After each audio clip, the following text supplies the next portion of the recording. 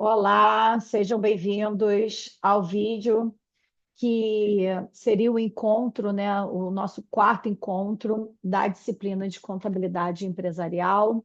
Eu sou a Adriana Greco Ferreira, tutora da disciplina de vocês, e o objetivo que nós temos, né, hoje é apresentar os principais conceitos relacionados à unidade 4 e apresentar um estudo de caso com todos esses conteúdos.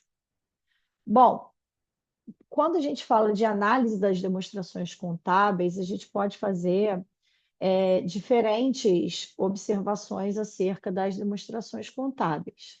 A gente pode utilizar indicadores, como eu vou falar hoje, a gente pode falar de análise vertical e horizontal, a gente pode falar de comparação dos indicadores com os valores que o setor de atividade produz.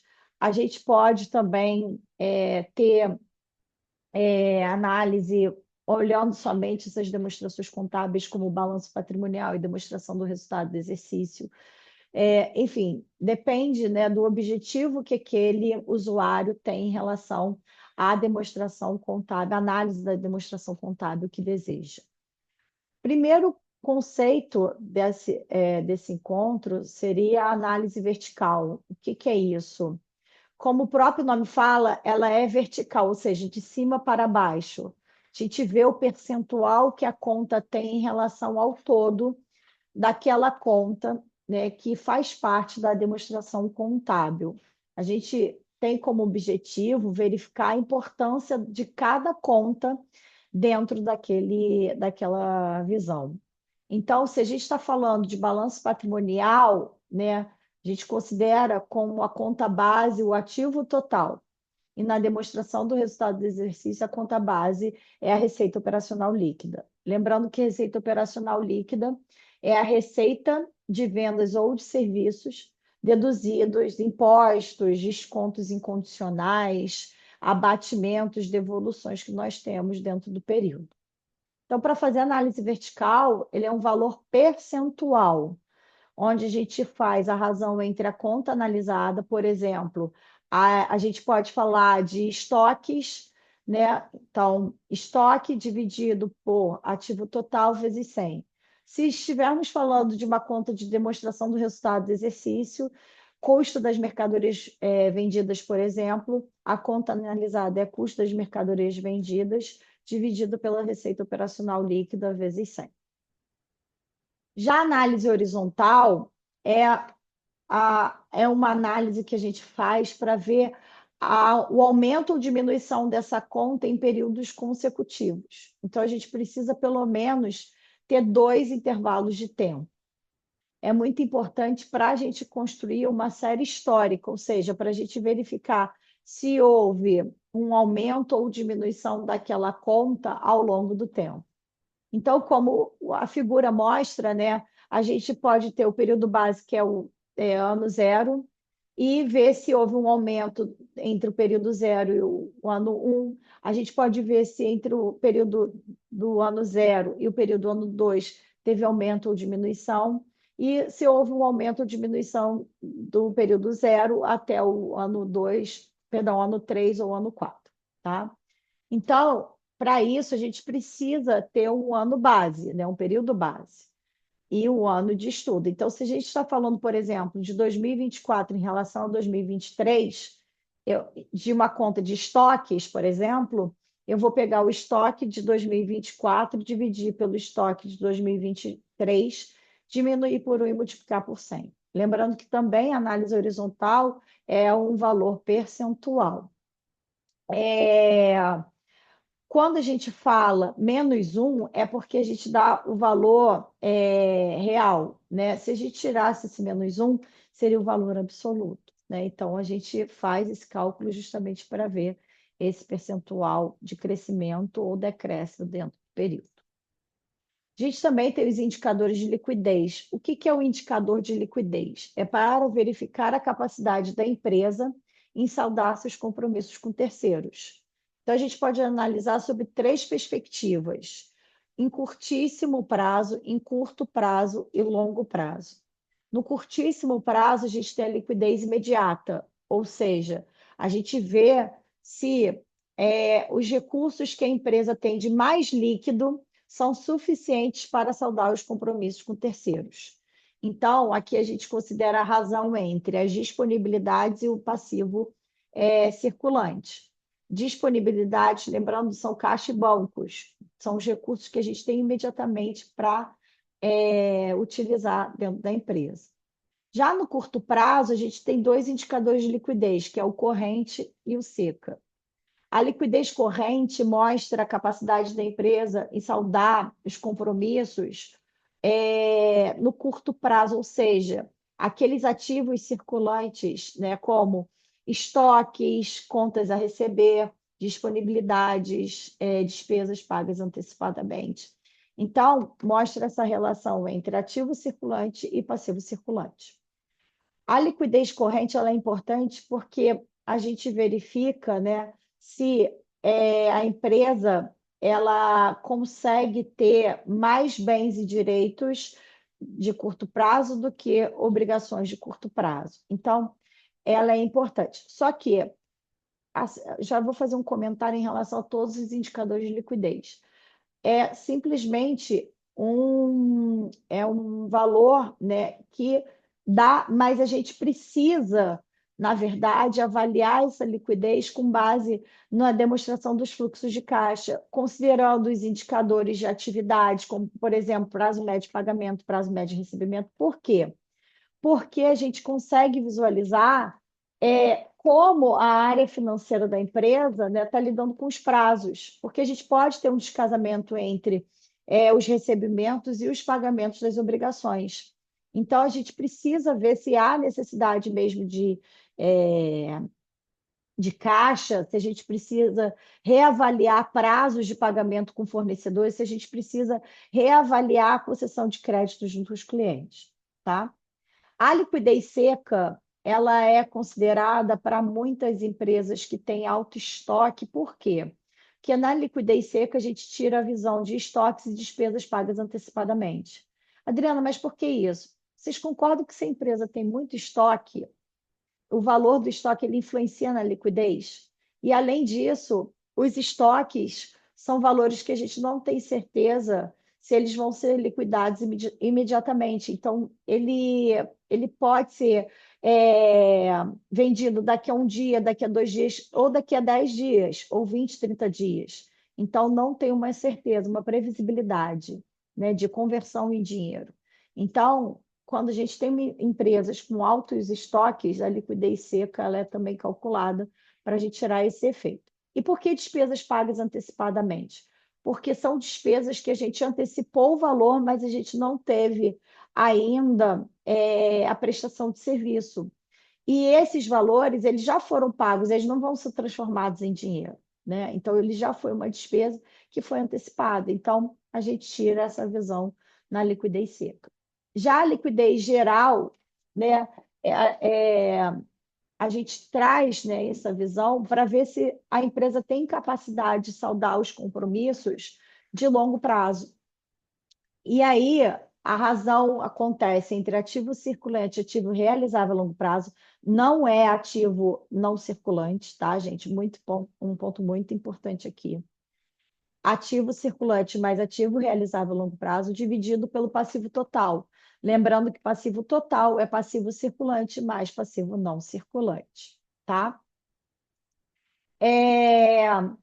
Temos também os indicadores de rentabilidade. O que são os indicadores de rentabilidade? São aqueles que medem justamente o desempenho da empresa dentro de um determinado período.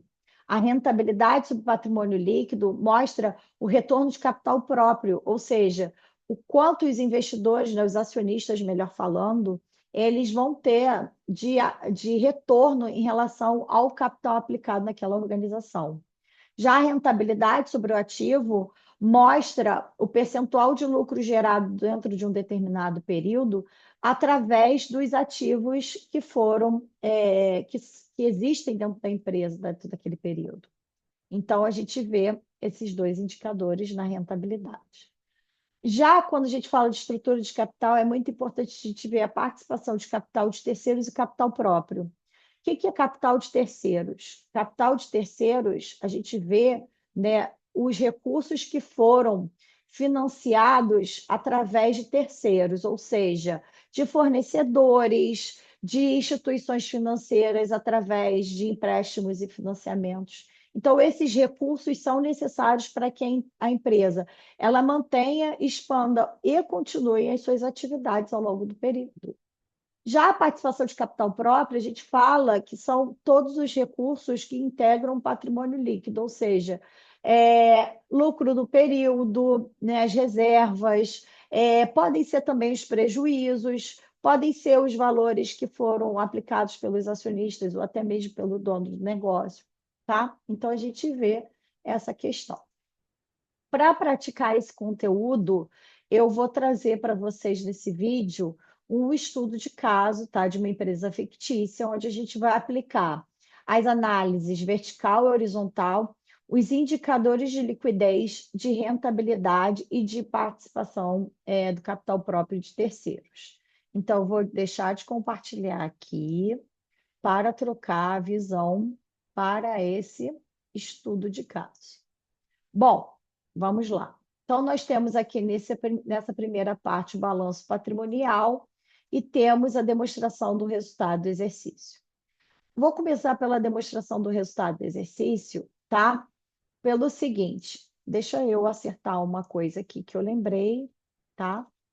Onde eu tenho dois períodos, x0 e x1, tá? Não especifiquei exatamente, mas é somente para vocês verificarem, tá? O que nós precisamos de dois períodos. Para análise vertical, eu preciso de dois períodos? Não necessariamente, eu posso fazer com um período só, mas a análise horizontal, como eu falei para vocês, precisa de dois períodos, tá? Então, eu tenho a receita bruta nos períodos x0 e x1 e a apuração do resultado do exercício aqui. Como que eu faço análise vertical, tá? Lembrando que eu falei que a conta base é a receita operacional líquida ou a receita líquida de vendas. Então, aqui eu parto do 508. E como que eu faço análise vertical da conta de custos das mercadorias vendidas? Eu pego o valor de custo das mercadorias vendidas e divido pela receita operacional líquida. Isso me dá 22,31 negativo. Por quê? Porque o valor é negativo, tá? E aí, e o resultado bruto, que também eu chamo de margem bruta, tá? Vai ser os 394 dividido por 508. Isso me dá 77,69. Então, Adriana, se eu somasse 100 com menos 22, me dá o 77,69? Dá também, tá? Então, o que que isso quer dizer? Que 22,31% da minha receita líquida vai para custo das mercadorias vendidas. Com isso, eu apuro um resultado bruto, uma margem bruta, melhor falando, de 77,69. Eu posso jogar essas fórmulas para os demais e acho uma margem líquida, ou seja, um resultado líquido de 29,75% em cima da minha receita operacional líquida, tá? Então, Adriana, aqui também eu posso dizer que 31,28% da minha receita vai para as despesas, isso mesmo, tá? Então, a análise vertical diz isso.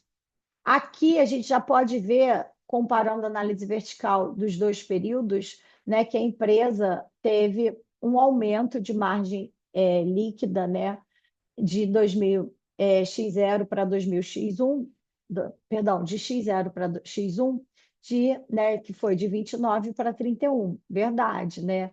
Aqui a gente pode dizer que foi, em parte, pela diminuição da representatividade das despesas em relação à receita líquida e também pelo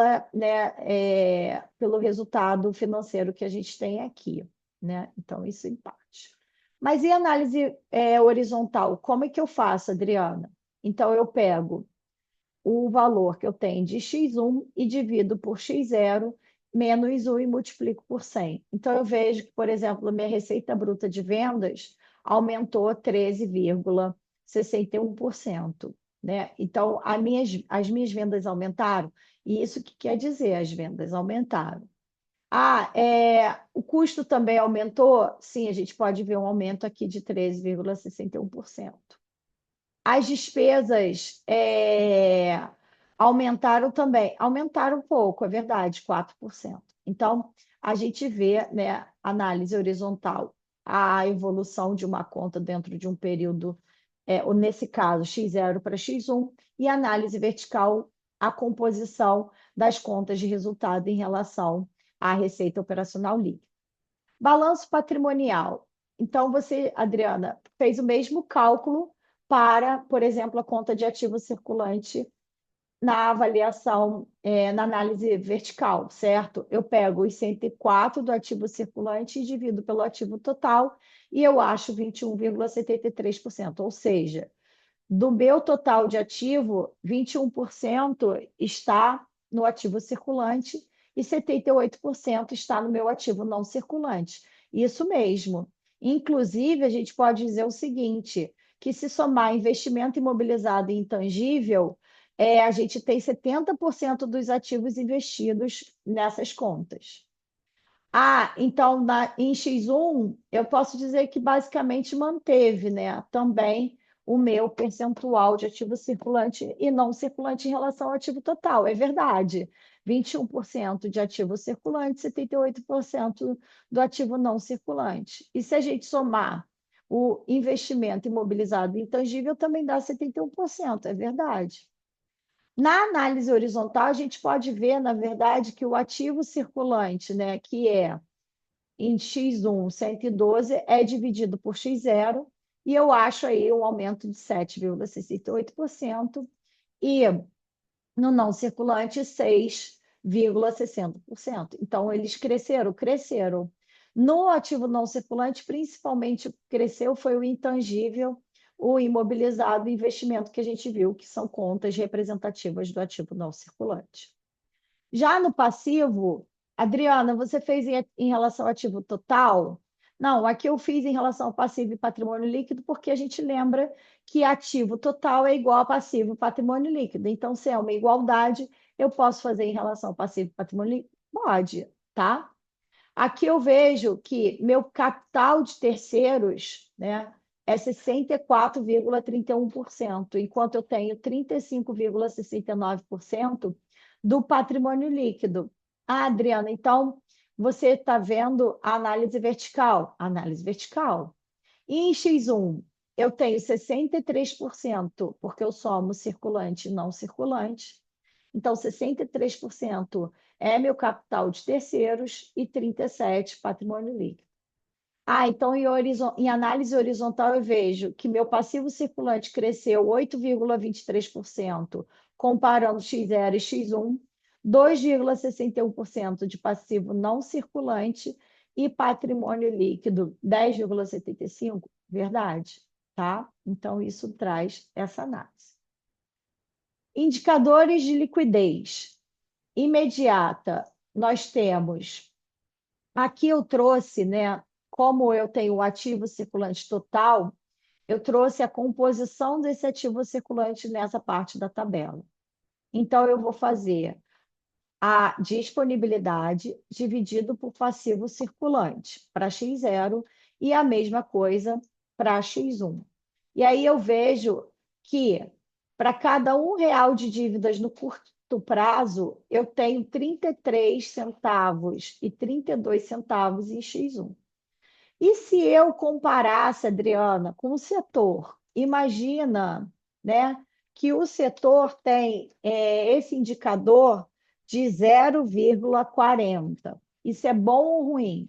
Bom, o setor ele tem mais capacidade do que a gente, né, quando comparado em relação a X1, por exemplo, né? Então, isso aqui não é legal, a gente está ruim em comparação, né, com os nossos competidores, tá?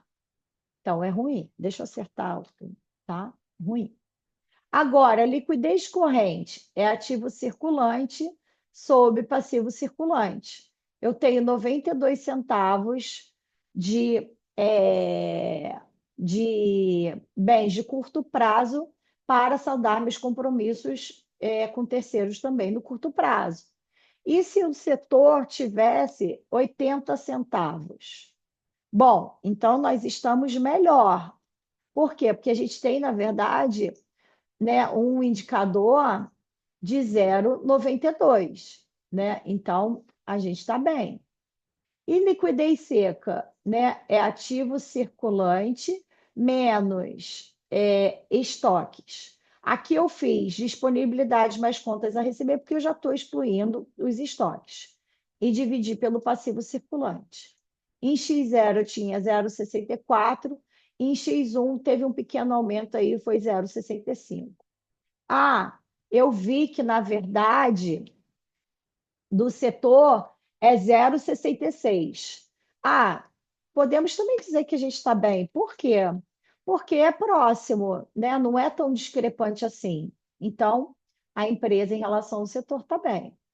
Agora, liquidez geral, ativo circulante mais ativo não circulante realizável a longo prazo, dividido pelo somatório do passivo circulante e passivo não circulante, ou seja, passivo total. Então, eu apurei 0,45 em X0 e 0,46 em X1. Digamos que aqui eu tenho um indicador do setor de 0,60. Bom, isso é ruim. Por quê? Porque a gente tem um indicador, quando comparado ao setor, pior. Então, isso aqui é ruim.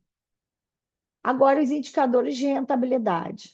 Indicador de rentabilidade nada mais é do que o resultado do período apurado em X0, né, resultado líquido, dividido pelo ativo total.